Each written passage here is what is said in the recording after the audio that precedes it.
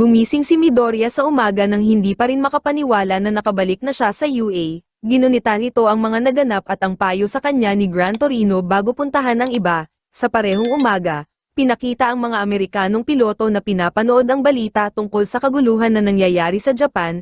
Nilapitan at sinaktan ng mga kriminal ang reporter na nag-uulat sa telebisyon kaya nabahala ang mga piloto. Biglang dumating si Star at hiniling sa mga piloto na dalhin siya sa Japan. Habang lumilipad ay ipinaliwanag ni Star na nakatanggap siya ng direktang request kay All Might kaya pupuntahan niya ito.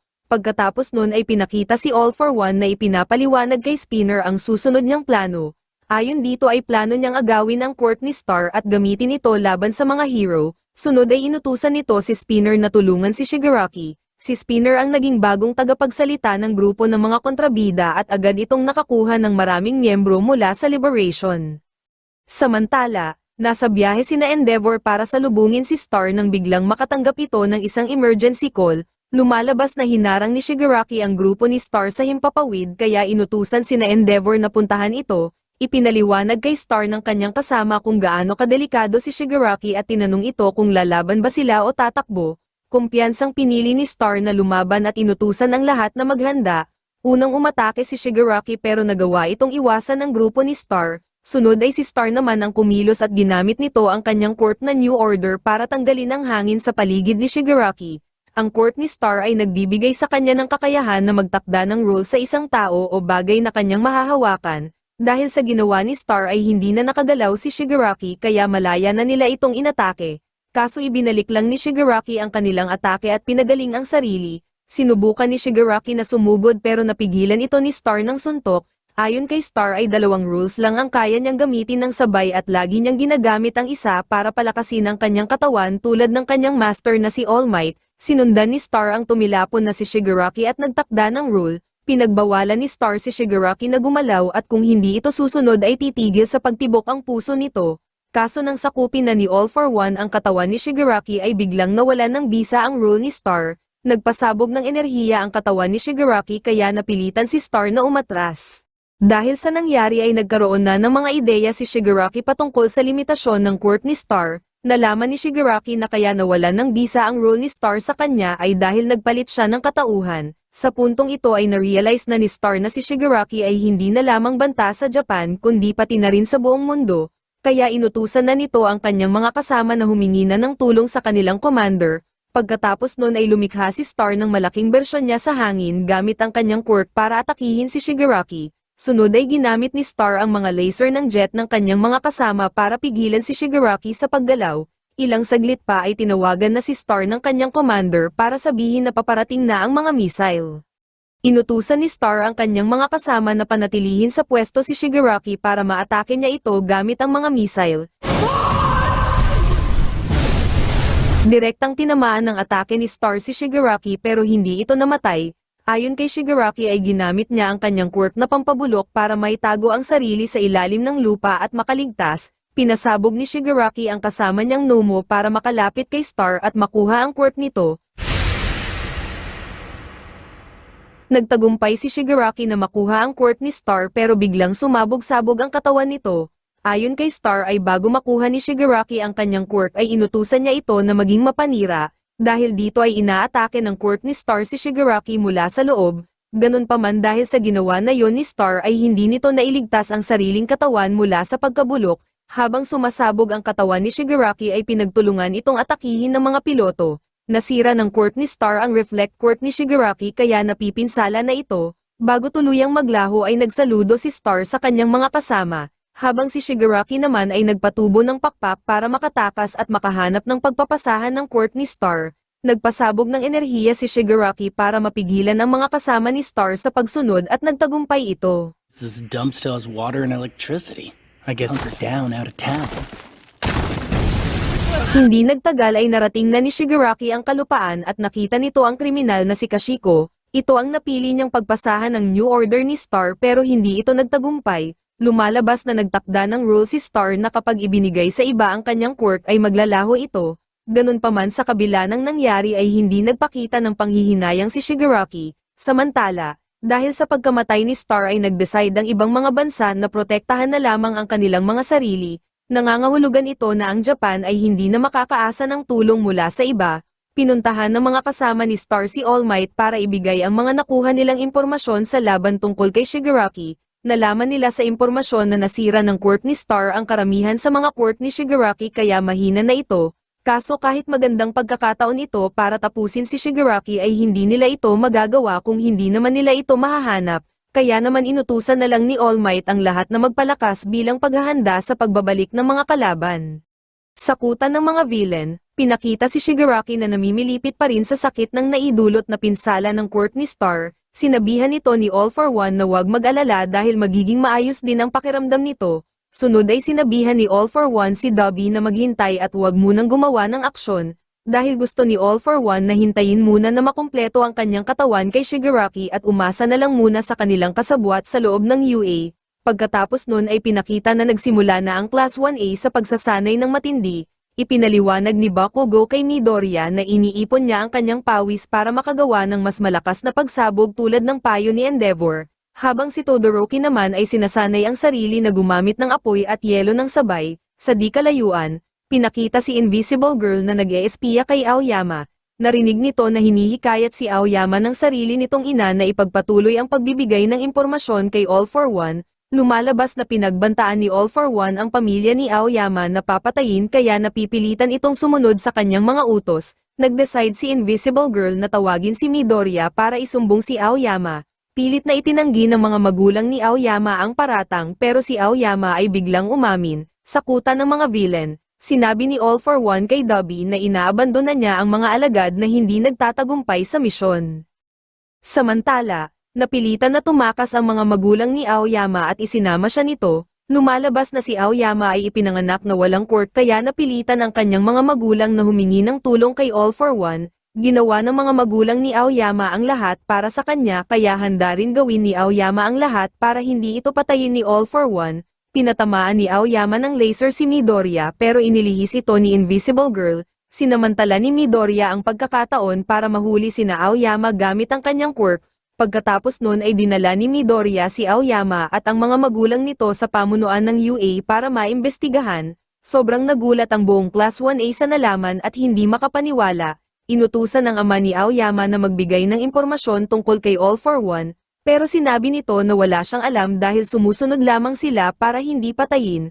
Umiiyak na inako ni Aoyama ang kasalanan at tinawag ang sarili bilang villain. Ganun pa man ay agad itong kinontra ni Midoriya dahil naniniwala ito na may pag-asa pa si Aoyama na maging hero. Iminungkahi ni Midoriya sa lahat na gamitin si Aoyama laban kay All for One. Sumang-ayon ng buong Class 1A kay Midoriya dahil naniniwala rin ang mga ito sa kabutihan ni Aoyama. Ganun pa man ayaw pumayag ng mga kapulisan at pamunuan ng UA kaya nagsalita na si Aizawa. Ipinangako ni Aizawa kay Aoyama na hindi niya ito tatanggalin sa UA at nagmungkahi ng plano na pabor sa gusto ng Class 1A. Pumayag ang lahat sa plano ni Aizawa at umalis na para maghanda. Pagbalik sa dorm ay naisip ni Midoriya at Ida na ipaayos ang kanilang mga costume. Pumunta ang dalawa sa support course kung saan sinalubong si Midoriya ng mga melons ni Hatsume. Pagkatapos ipaliwanag ang kanilang pakay ay ibinigay na ni Midoriya ang kanilang mga gamit pero laking gulat nila nang tumanggi si Hatsume na ayusin ito. Lumalabas na busy si Hatsume dahil ito ang namamahala sa mga bagong imbensyon na kailangan para protektahan ang mga tao sa UA. Ganun pa man nagbigay si Hatsume ng pamalit sa mga gamit ni Midoriya. Ayon kay Hatsume ay mas mababa ang kalidad ng mga ibinigay niyang pamalit pero maayos na magagamit. Pagkatapos nun ay bumalik na sina Midoriya at Ida sa kanilang mga kaklase. Inutusan ni Mount Lady ang buong Class 1A na tumulong sa paghahanap sa mga takas na villain. Sunod ay pinakita ang ibang hero na kasalukuyang naglilikas ng mga tao. Nag-aalala ang mga hero sa pagdami ng mga tao na umaalis sa mga syudad, dahil mababawasan nito ang mga impormasyon na kanilang pwedeng makuha. Sa Central Hospital, ipinapaalam ni All Might sa mga kapulisan at mga kasama ni Star ang plano. Ayon kay All Might ay kailangan nilang mapaghiwalay sina All for One at Shigaraki para matalo ito. Kinakailangan rin nila na siguraduhin hindi makakagulo sa laban si Dobby. Sa madaling salita ay kakalabanin nila ang mga kalaban ng magkakahiwalay. Samantala, dinalaw ni Aizawa si Aoyama para kausapin. Sinabi ni Aoyama na natatakot siya na baka hindi niya magawa ang kanyang parte sa plano. Pinalakas ni Aizawa ang loob ni Aoyama at kinumbinsi ito na tumulong. Sinabi ni Aizawa kay Aoyama na huwag mag-alala dahil kasama nito ang lahat sa laban. We will protect you. I promise. Pagkatapos nun ay pinakita si Toga na malungkot na dinalaw ang luma nilang bahay. Puno ang mga pader nito ng mga masasamang salita na isinulat ng mga tao na nagalit sa kanilang pamilya dahil sa kanya. Pagdating sa kanyang lumang silid ay naalala ni Toga ang batang sarili na iniinom ang sariling dugo. Paglabas ni Toga ay tinanong ito ni Dobby kung handa na ba itong sirain ang mundo. Sumagot si Toga ng oo pero gustong makasigurado ni Dobby kaya sinunog nito ang lumang bahay. Lumalabas na alam ni Dobby na nagdudulot ng kalungkutan kay Toga ang nakaraan at makakagulo ito sa kanilang misyon. Sakutan ng mga villain, nakita ni Spinner si Shigaraki na naging malahalimaw ang hitsura at sobrang nag-alala. Sinabihan ni All for One si Spinner na huwag mag-alala dahil senyales lamang yun na gumagaling na si Shigaraki. Pagkatapos nun ay sinabihan ni Skeptic si Spinner na pamunuan na ang bagong samahan kapalit ni Redestro. Para kay Shigaraki ay napilitan si Spinner na tanggapin ito. Sa loob ng UA, pinakita ang dalawang villain na nakatanggap ng utos mula kay All for One na magsimula ng kaguluhan para mapalabas si Midoriya. Sunod ay pinakita ang buong Class 1A na nakabalik na mula sa kanilang misyon. Napatingin si Midoriya kay Uraraka at naisip na magpasalamat. Kaso hindi ito natuloy dahil dumating si All Might. Ayon kay All Might ay naroon siya para sabihin sa lahat ang buong plano. Kinabukasan, inanunsyo sa loob ng UA na babalik na si Shigaraki kaya magpapatupad ng maximum security sa buong lugar. Kasunod ng anunsyo ang pamamaalam ng buong Class 1A na lalabas para maghanda sa laban. Ikinatuwa ito ng mga villain sa loob ng UA dahil hindi na nila kailangan pang palabasin si Midoriya. Nagpaalam muna ang mga estudyante sa kanilang mga mahal sa buhay bago pumunta sa bagong headquarters sa labas ng UA. Dito ay nagkaroon na ng pagkakataon si Midoriya na pasalamatan si Uraraka sa ginawa nitong speech para sa kanya. Pagkatapos nun ay nabanggit ni Uraraka kay Midoriya ang pag-iyak ni Toga habang kalaban niya ito. Sinabi rin ni Midoriya kay Uraraka na nakakita siya ng batang umiiyak sa loob ni Shigaraki. Bagamat nakakaramdam ng awa ay desidido pa rin sina Midoriya at Uraraka na pigilan sina Toga at Shigaraki. Pagkalipas ng 3 araw, pinakita si All for One na kausap sa telepono ang mga magulang ni Aoyama. Sinasabi nito kay All for One na dadalhin na nila si Midoriya kinabukasan. Agad na pumayag si All for One dahil malaki ang tiwala nito sa kanyang quirk na nakakaramdam ng kasinungalingan. Kinabukasan, tinawagan ni Aoyama si Midoriya para papuntahin sa itaas ng abandonadong gusali. Kinausap ni Aoyama si Midoriya hanggang sa dumating si All for One. Pinuri ni All for One si Aoyama pero bigla siya nitong inatake. Ibinunyag ni Aoyama na umaarte lamang sila ni Midoriya at kasama ito sa kanilang plano. Nagtataka si All for One kung bakit hindi niya naramdaman na nagsisinungaling ang mga ito. Ganun pa man dahil wala nang magawa ay tinawag na lang ni All for One ang kanyang mga alagad para tulungan siyang kunin si Midoriya. Kaso laking gulat nito nang biglang dumating rin ang mga hero gamit ang quirk ni Kurogiri. Is the day you're defeated!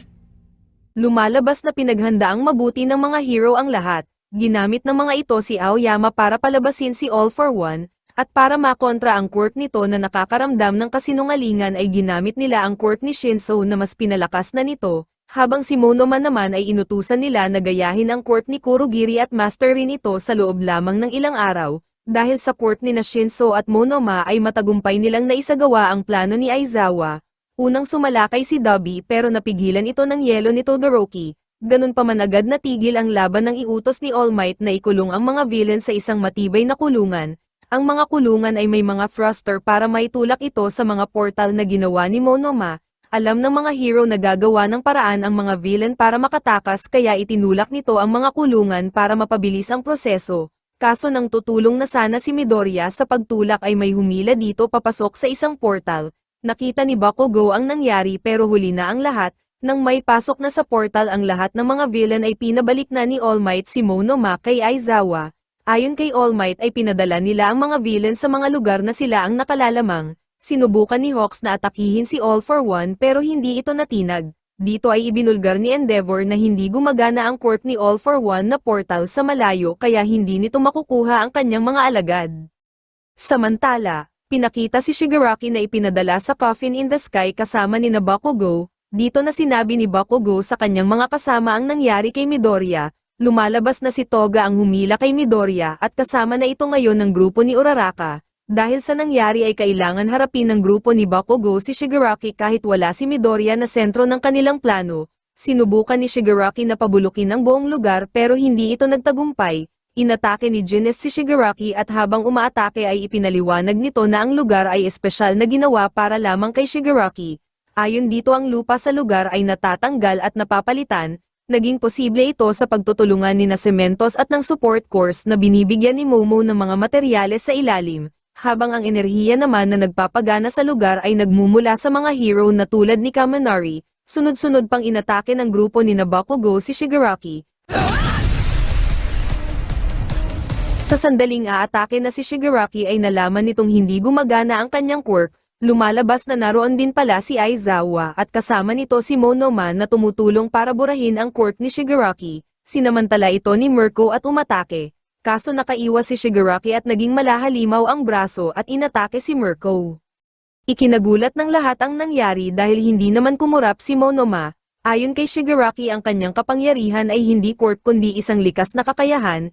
Ito ang resulta ng pagbabago na ginawa ng kanyang katawan para makayanan ang maraming quirk na kanyang tinataglay. Muling nagkabit ng bagong braso at binti si Mirko, habang si Aizawa naman ay tinawagan si Midoriya. Sinabihan ni Aizawa si Midoriya na humanap na lang ng ibang paraan para makabalik dahil hindi pwedeng itigil ni Monoma ang pagbura sa quirk ni Shigaraki. Pagkatapos nun ay naghanda na ang lahat para harapin si Shigaraki sa Okuto Island kung saan napadpad si Midoriya. Kasalukuyang nakikipaglaban ang grupo na pinamumunuan ni Gang Orca.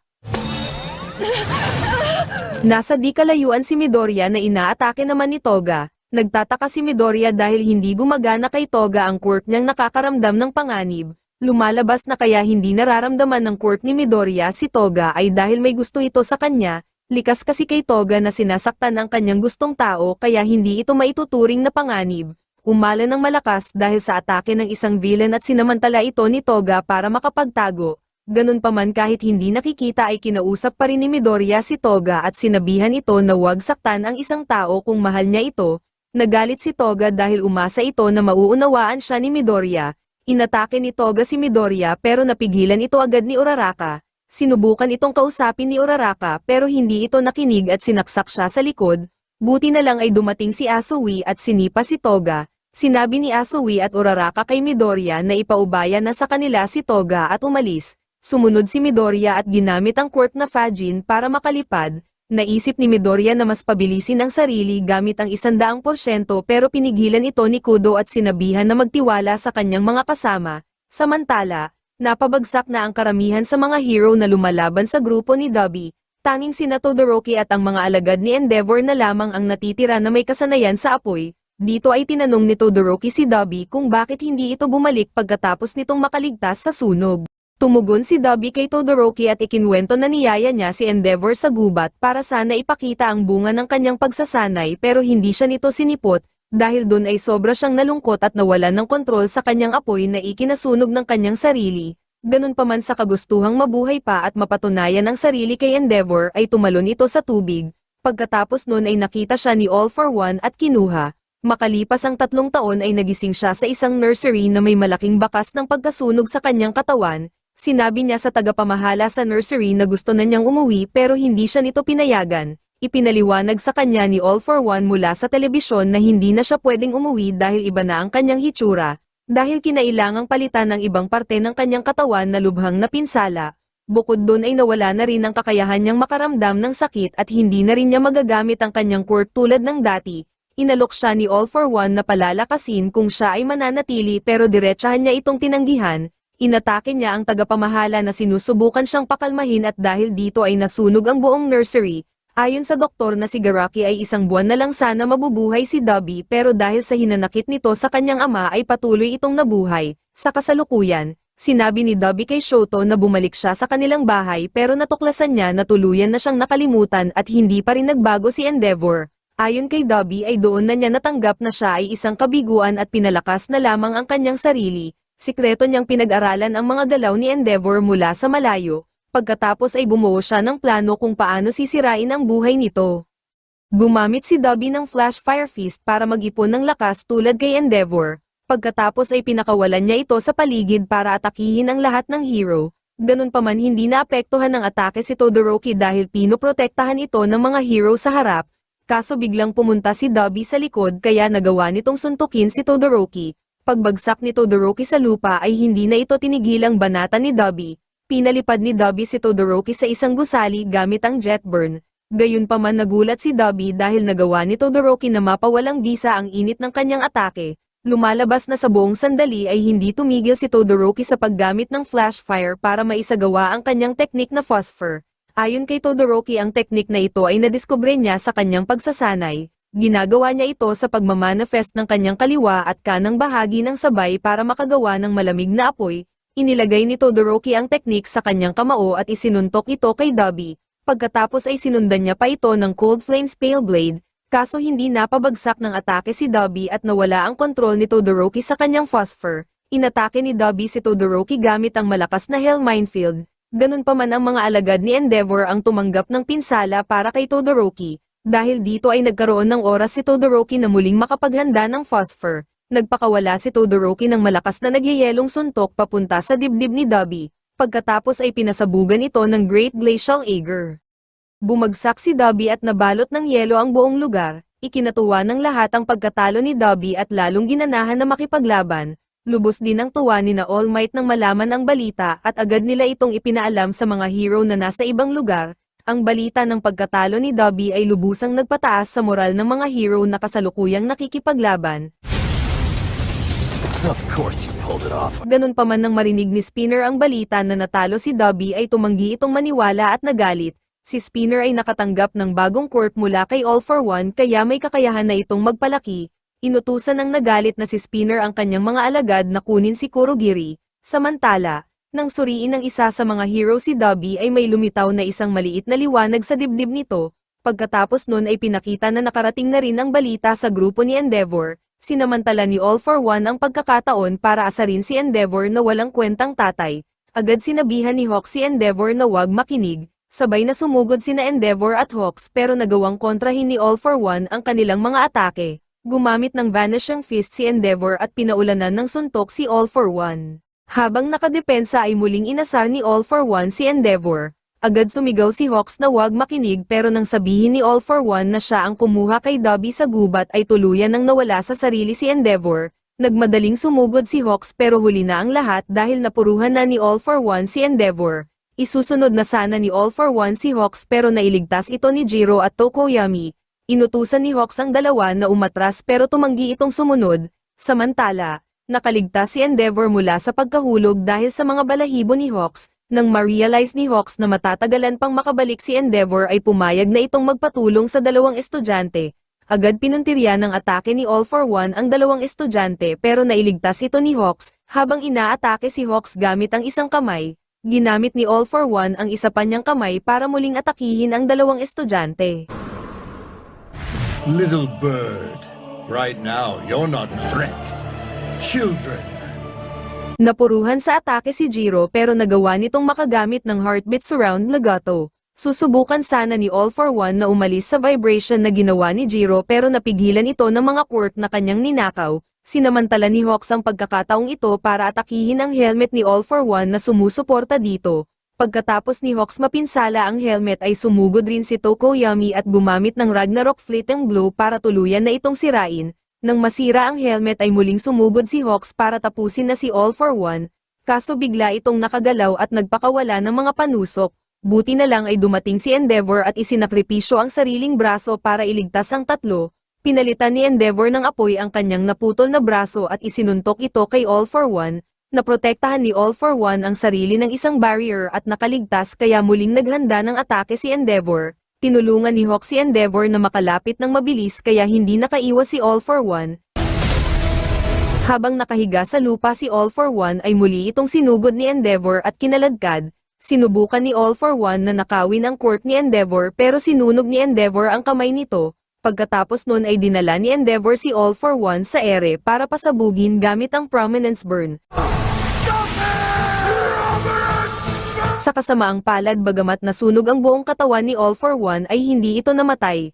Ayon kay All for One ay gumamit siya ng gamot na naglalaman ng rewind quirk para ibalik sa dati ang kanyang katawan. Sa Coffin in the Sky, patuloy pa rin ang pakikipaglaban ng grupo ni Bakugo kay Shigaraki. Inutos ni Best Jeanist sa lahat na puntiryahin ang katawan ni Shigaraki, kaso dahil sa walang tigil na pagpapatubo ni Shigaraki ng mga daliri ay naging mahirap itong lapitan. Habang busy ang lahat sa pag-iwas sa kanyang mga daliri ay idineklara ni Shigaraki na gamit ang kanyang katawan ay sasakupin niya ang buong mundo.